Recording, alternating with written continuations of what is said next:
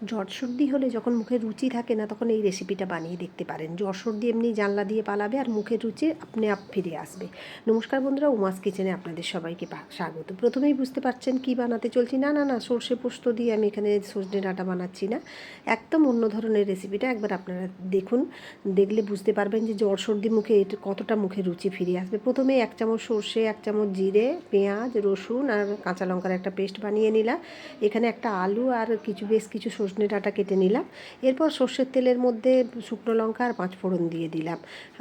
আর এখানে আমি 2 চামচের মতো সর্ষের তেল ইউজ করছি। এইভাবে বানিয়ে দেখুন, পরিমাণটা আপনারা আপনাদের মতো বাড়িয়ে বা কমিয়ে দেবেন।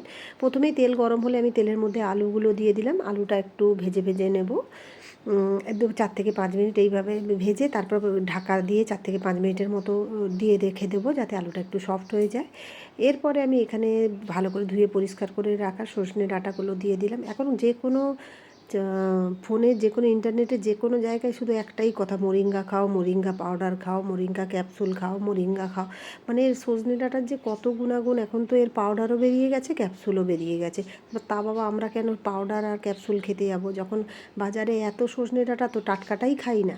ভেজে নেওয়ার পর যখন এরপর আমি যে পেস্টটা বানিয়ে রেখেছিলাম, পেস্টটা দিয়ে দিলাম। এখানে দেখুন রসুন আছে, পেঁয়াজ আছে, তাছাড়া সর্ষে সর্দির পক্ষেও খেতে ঝাঁঝালোটা খুব ভালো লাগবে, আর এটা একটু ঝাল করলেই বেশি ভালো লাগবে।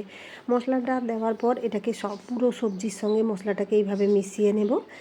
তারপর আমি এখানে একটা টমেটো কেটে দিয়ে দিলাম। বেশি দিতে যাবেন না, কারণ অতিরিক্ত দিলে আবার টক বেশি হয়ে যাবে।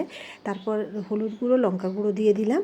এরপর একটু মিক্সি ধোয়া জলটা দিয়ে ভালো করে এইভাবে নেড়েচেড়ে ভেজে নেব। যতক্ষণ না পেঁয়াজ আর রসুনের কাঁচা গন্ধটা যায় ততক্ষণ এইভাবে একটু নেড়েচেড়ে ভেজে নেব। এইভাবে একদিন বানিয়ে দেখুন, কথা দিচ্ছি খুব ভালো লাগবে। সবসময় তো সর্ষে পোস্ত ডালে দিয়ে ঝোলে দিয়ে খান, এইভাবে একবার বানিয়ে দেখুন না। এরপর স্বাদ মতো লবণটা দিয়ে দিলাম। সত্যি বলছি, খুব সুন্দর টেস্ট হয়। আর জ্বর সর্দি মুখে তো এর কোনো কথাই নেই। আর তাছাড়া যারা সজনে ডাঁটা খেতে খুব একটা ভালোবাসে না, তাদেরকে বানিয়ে দিন, তারা তো খুব পছন্দ করবে। এবার ঢাকা দিয়ে 5 মিনিটের মতো স্লো ফ্লেমে একদম রাখতে হবে, যাতে মশলাটা পুড়ে না যায়।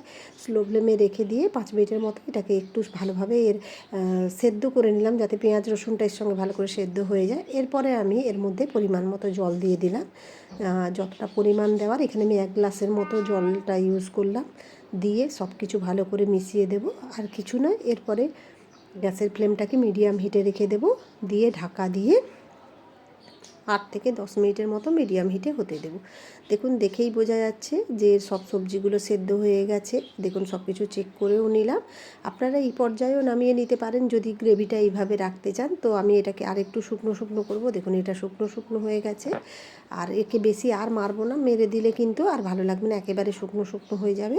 চলুন তাহলে এবার গ্যাসের ফ্লেমটা অফ করে দেওয়া যাক, আর গরম ভাতের সঙ্গে পরিবেশন করে দেওয়া যাক। আপনাদের কেমন লাগলো আমার এই রেসিপিটা, অবশ্যই যদি ভালো লেগে থাকে লাইক এবং কমেন্ট করবেন। চলুন তাহলে সার্ভ করে দিলাম।